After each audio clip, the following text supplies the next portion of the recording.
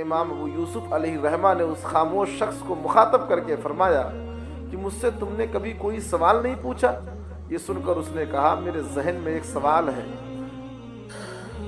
الحمد لأہلہ والصلاة لأہلہا اما بعد فاعوذ باللہ من الشیطان الرجیم بسم اللہ الرحمن الرحیم یا ایہا الذین آمنوا اتقوا اللہ وقولوا قولا سدیدا آمنت باللہ صدق اللہ العظیم ان اللہ وملائکتہ ویصلون علی النبی یا ایہا الذین آمنوا صلوا علیہ وسلموا تسلیما اللہم صلی علی سیدنا مولانا محمد وبارک وسلم صلاۃ و سلاما علیک سیدی یا رسول اللہ یا حبیب اللہ صلی اللہ تعالی علیہ وسلم۔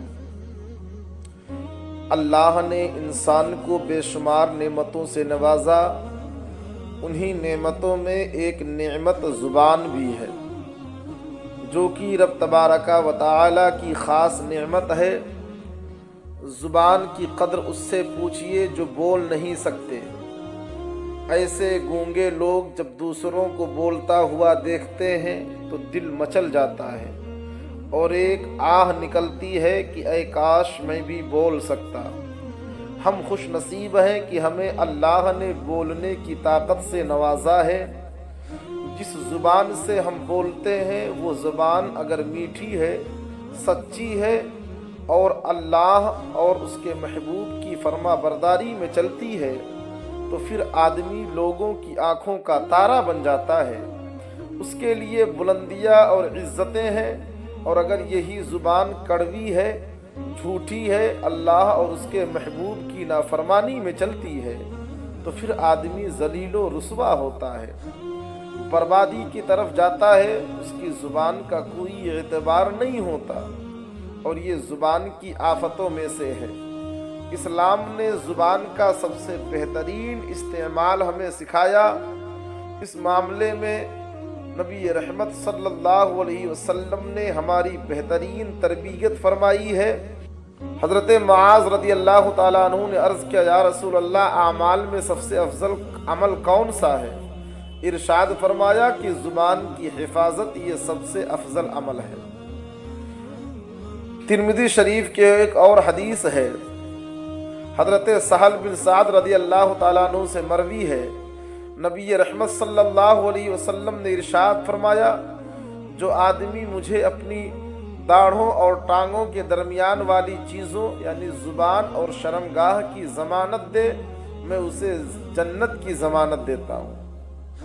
یہاں ایک عقیدے کی بات کرتا چلوں تاکہ ہم سب کا ایمان تازہ ہو جائے۔ جنت کی ضمانت وہی دے سکتا ہے جسے جنت عطا کرنے کا اختیار ہو۔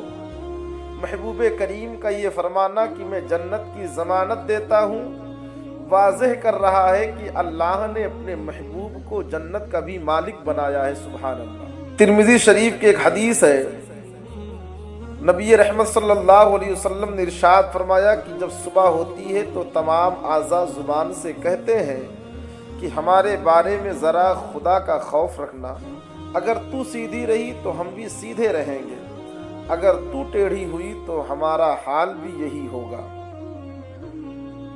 حضرت عبداللہ ابن عباس رضی اللہ تعالیٰ عنہ سے روایت ہے کہ حضرت آدم علیہ السلام جب زمین پر بھیجے گئے تو آپ کی خوب اولاد ہوئی۔ ایک دن آپ کے بیٹے پوتے اور پڑ پوتے سب آپ کے پاس جمع ہو کر باتیں کرنے لگے، جبکہ آپ علیہ السلام خاموش رہے اور کوئی گفتگو نہ فرمائی۔ اولادوں نے عرض کیا ابا جان کیا بات ہے، ہم گفتگو کر رہے ہیں اور آپ خاموش ہیں۔ حضرت آدم علیہ السلام نے فرمایا اے میرے بیٹو، جب رب تعالیٰ نے مجھے اپنے قرب یعنی جنت سے زمین پر اتارا تو مجھ سے عہد لیا تھا کہ اے آدم گفتگو کم کرنا یہاں تک کہ میرے قرب میں لوٹ آؤ۔ اللہ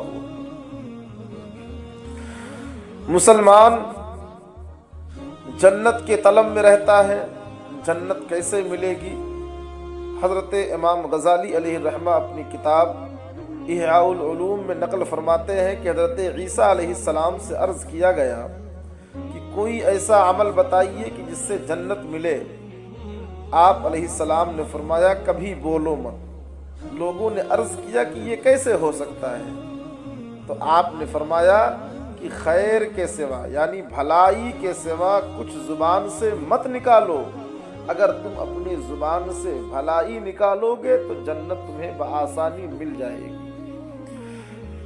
اسی کتاب میں امام غزالی علیہ رحمہ نقل فرماتے ہیں کہ اگر کلام یعنی بات کرنا بالفرض چاندی ہے تو چپ رہنا سونا ہے۔ اللہ حضرت ابو ذر غفاری رضی اللہ تعالیٰ عنہ بیان کرتے ہیں کہ نبی پاک نے ارشاد فرمایا تم پر نیکی کی بات کے علاوہ لمبی خاموشی لازم ہے، کیونکہ یہ شیطان کو تم سے دور کر دے گی اور دینی معاملات میں تمہاری مددگار ہوگی۔ حضرت ابو سعید خدری رضی اللہ تعالیٰ عنہ بیان کرتے ہیں نبی رحمت نے فرمایا پرہیزگاری اختیار کرو، یہ ہر بھلائی کا مجموعہ ہے، اور بھلائی کی بات کہنے کے علاوہ اپنی زبان بند رکھو، کیونکہ اس کے ذریعے تم شیطان پر غالب رہو گے۔ اللہ کے محبوب نے ہمیں شیطان کو دور کرنے اور اس پر غلبہ حاصل کرنے کے لیے بہت بہترین نسخہ عطا فرمایا، جس پر عمل کر کے ہم شیطان جیسے کھلے ہوئے دشمن کو دفع کر سکتے ہیں۔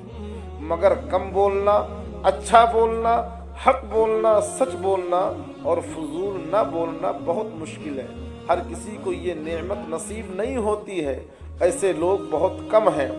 جیسا کہ حدیث پاک کے اندر ہے، نبی رحمت صلی اللہ علیہ وسلم نے فرمایا کہ خاموشی حکمت ہے اور اس پر عمل کرنے والا کم ہے۔ کم بولنے والے اور حکمت بھری گفتگو کرنے والے کم ہیں۔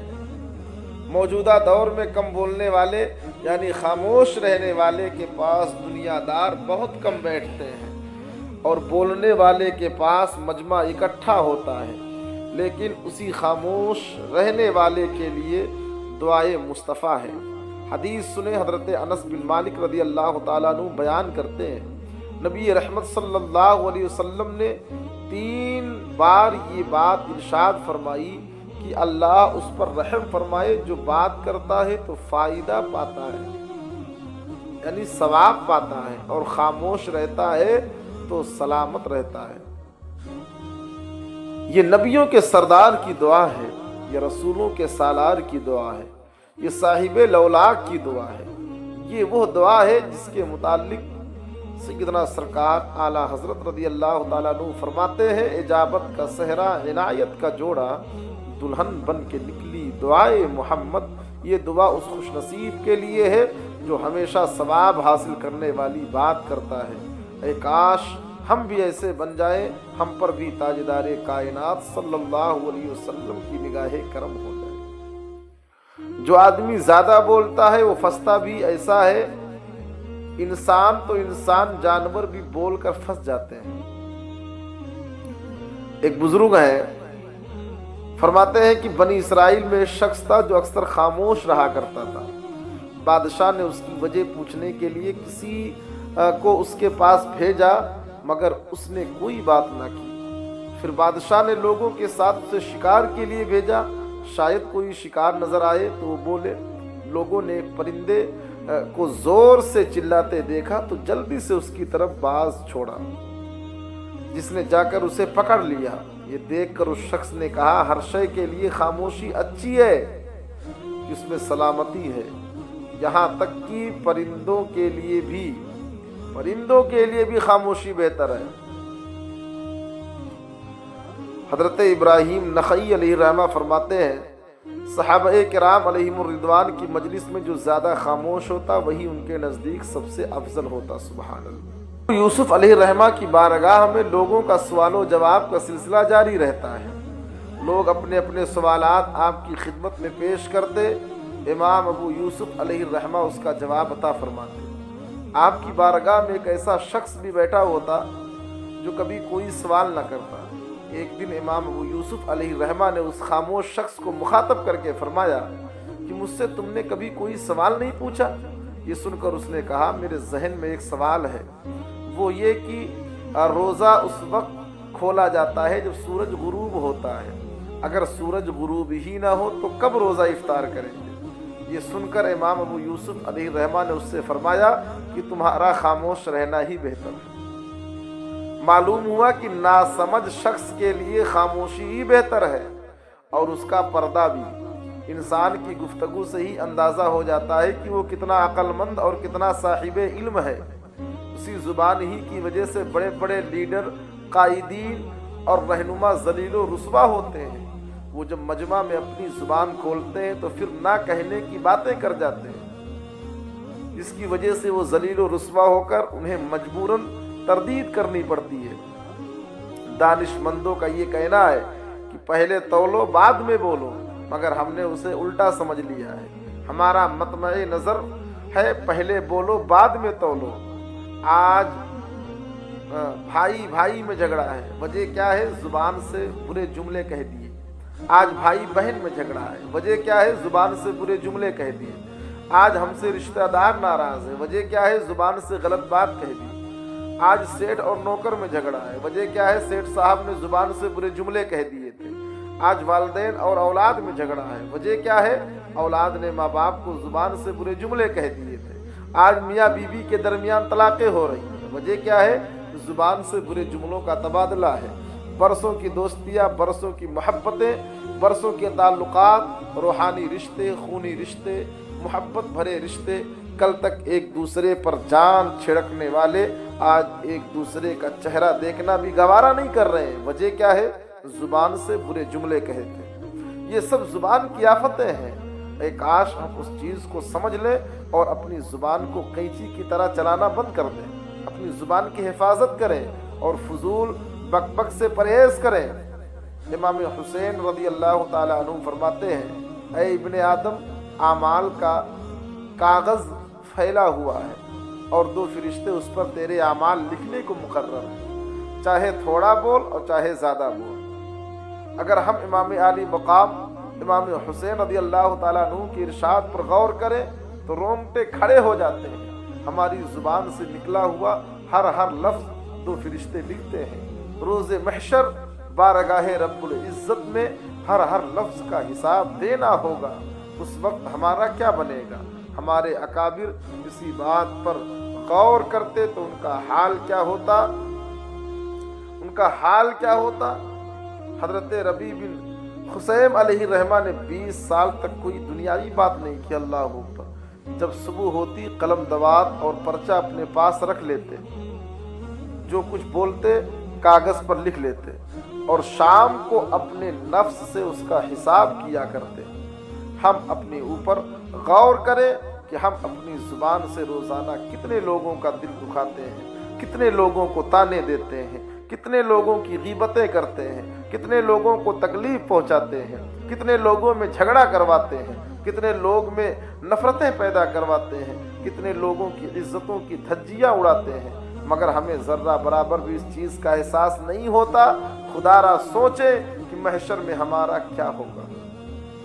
اللہ فرماتا ہے فَمَن يَعْمَلْ مِثْقَالَ ذَرَّةٍ خَيْرًا يَرَهُ وَمَن يَعْمَلْ مِثْقَالَ ذَرَّةٍ شَرًّا يَرَهُ۔ جو ذرہ برابر تم بھلائی کرتے ہو اللہ اسے بھی دیکھ رہا ہے، اور جو تم ذرہ برابر برائی کرتے ہو اللہ اسے بھی دیکھ رہا ہے۔ اللہ سے دعا ہے کہ وہ ہم سب کو زبان کی آفتوں سے محفوظ فرمائے اور ہماری ہر گھڑی ہماری زبان پر ذکر و درود ہو، فضول گوئی اور لایانی باتوں سے حفاظت ہو۔ اللہ فرماتا ہے یا ایھا الذین آمنوا اتقوا اللہ، اے ایمان والو اللہ سے ڈرو۔